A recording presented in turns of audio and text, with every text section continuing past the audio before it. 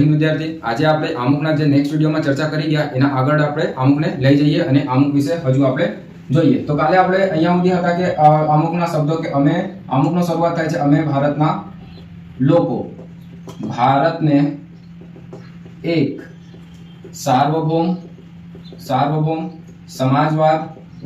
સમાજવાદ, બિન સાંપ્રદાયિક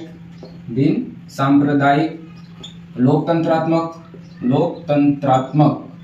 પ્રજાસત્તાક તરીકે સ્થાપિત કરવાનો અને આગળનો જે છે અહીંયાથી આપણો જે અમુક છે ભારતીય બંધારણનું જે અમુક છે અહીંયાથી શરૂ થાય છે. હવે આ બધા શબ્દો વિશે એક્ઝામમાં ક્યારે ના ક્યારે ક્વેશ્ચનો જોવા મળે છે. સાર્વભૌમ એટલે, સમાજવાદ એટલે, બિન સાંપ્રદાયિક એટલે, લોકતંત્રાત્મક એટલે, પ્રજાસત્તાક એટલે અને હજુ 3-4 શબ્દો છે જેના વિષયમાં આપણને એક્ઝામમાં વારંવાર ક્વેશ્ચનો જોવા મળે છે. આ સમજતા પહેલા આપણે અમુકના પાયાના સિદ્ધાંતોની વાત કરીએ.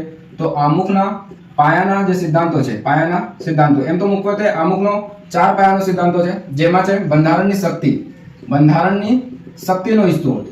તો આ જે અમુકની જે શરૂઆત છે અમે ભારતના લોકો એટલે કે બંધારણની શક્તિનો સ્ત્રોત કોણ છે? ભારતના લોકો છે, ભારતના નાગરિકો છે. ભારત બંધારણના ઘડવૈયા કોણ છે? ભારતના લોકો છે, ભારતના નાગરિકો છે.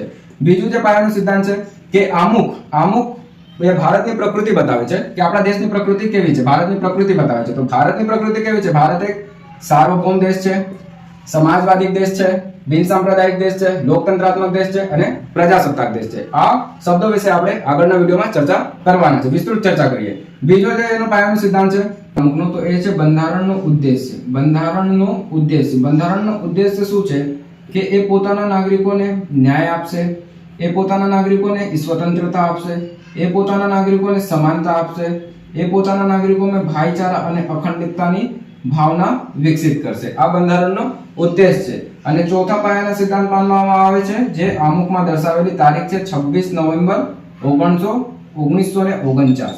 બરાબર. બસ હવે નેક્સ્ટ વિડીયોમાં આપણે અમુકનો વિસ્તૃત ચર્ચા કરીએ, એક શબ્દ વિશે સમજીએ, અમુકમાં કેટલા વખત સુધારા થયા અને કયા સુધારાથી કયા શબ્દોને ઉમેરવામાં આવ્યા. આ બધું વસ્તુ જે છે એ આપણે નેક્સ્ટ વિડીયોમાં જોઈશું. Thank you.